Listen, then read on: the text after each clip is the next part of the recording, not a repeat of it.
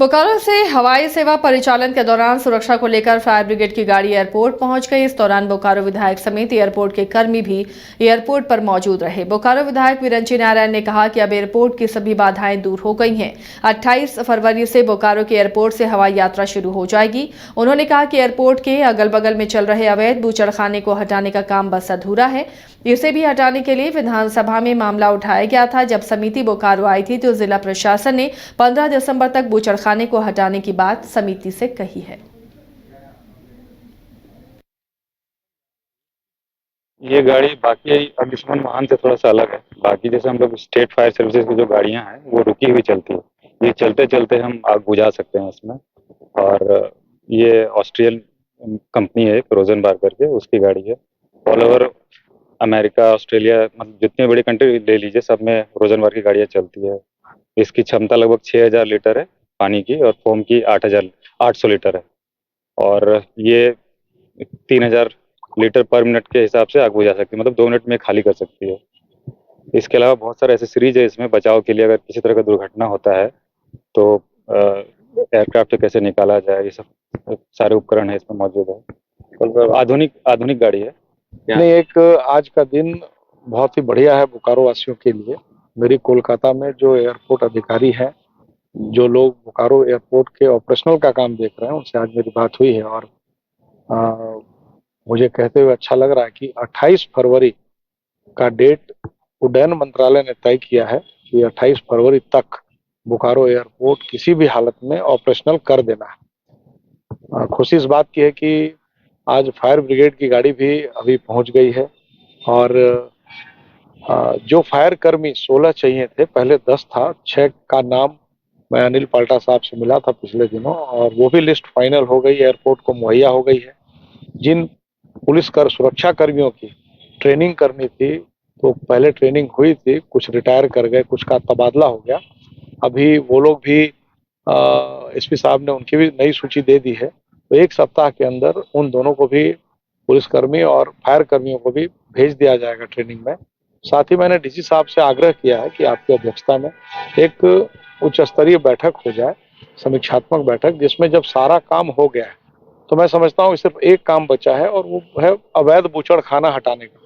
तो एक अगर 15 तारीख का जो डेडलाइन विधानसभा कमेटी ने दिया था मेरे सवाल पर, मैंने सवाल विधानसभा में किए थे, तो कमेटी ने जो समय दिया है, तो मैं डी साहब से आग्रह किया कि आप एक बैठक करें, ताकि निश्चित समय सीमा के अंदर वो अवैध बूचड़खाना भी हट जाए, खाली हो जाए, ताकि कोई विघ्न बाधा रहे नहीं। और बोकारो वासियों का वर्षों पुराना सपना है एयरपोर्ट बोकारो में शुरू करने का, वो पूरा हो सके।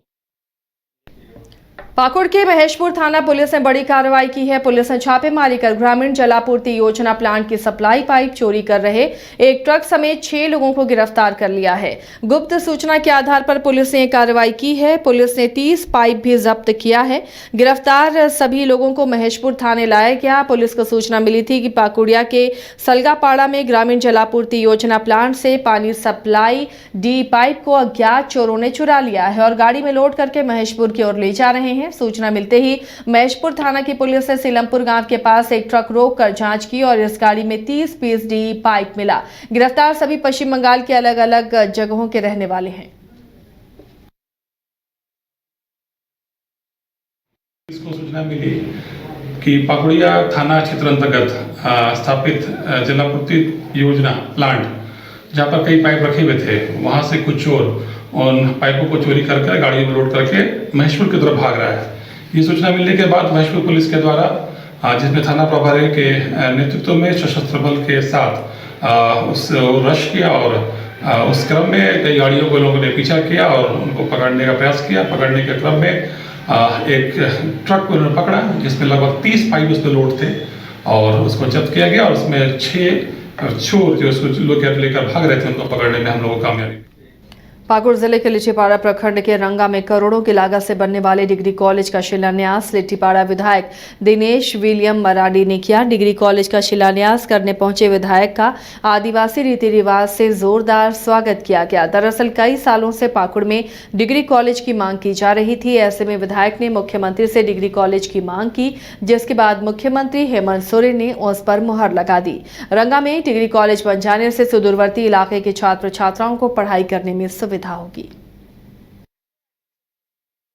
हम लोग यहाँ पर जितने भी लोग थे, ये लगभग 20 साल से ये डिग्री कॉलेज का मांग था और हमारे मुख्यमंत्री हम लोग ने इस बात को रिक्वेस्ट किया। मुख्यमंत्री जी ने तुरंत इस काम को अमली जमा पहना, तुरंत इन्होंने डिग्री कॉलेज का स्वीकृति दे दिया। क्योंकि वे डिग्री कॉलेज बरहेट में बन रहा था तो वो बोले कि नहीं, पहला डिग्री कॉलेज आप लिट्टीपाड़ा में मिलेगा। हम लोग ने बहुत रिक्वेस्ट किया और इन्होंने इच्छा शक्ति है उनको डेवलप करने का और यहाँ पर आने वाले समय में मेडिकल कॉलेज भी बनेगा तो तमाम डेवलपमेंट का काम हो रहा है, ऐसा कुछ नहीं है। और यहाँ के लोग जो हैं, जो सुदूर इलाके में हैं, वो आराम से सवेरे आकर के कॉलेज अटेंड करके शाम तक घर जा सकते हैं। इसलिए हम लोग एक सेंटर प्लेस चुने ताकि यहाँ का डिग्री कॉलेज पाकुड़ में दुमका जाता है विद्यार्थी लोग तो काफ़ी समय लगता है उनको जाने आने में और सुरक्षा कारणों से भी काफ़ी रात हो जाता है।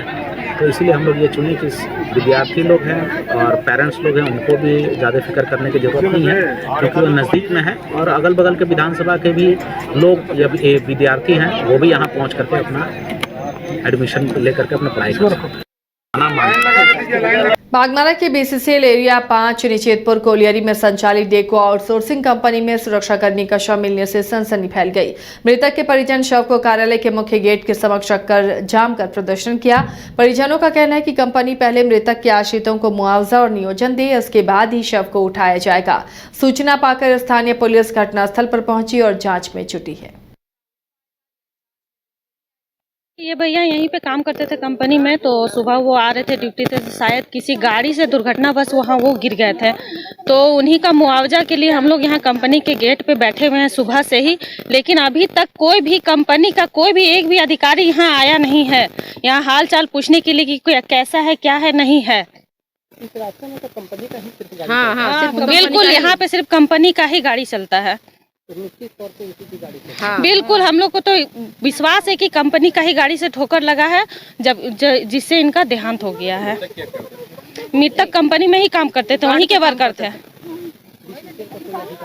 अभी तक कोई भी नहीं आया है हाल चाल पूछने के लिए। हम लोगों का मांग है कि उनकी एक बेटी है, 2 बेटा है, उनके परिवार को मुआवजा दिया जाए।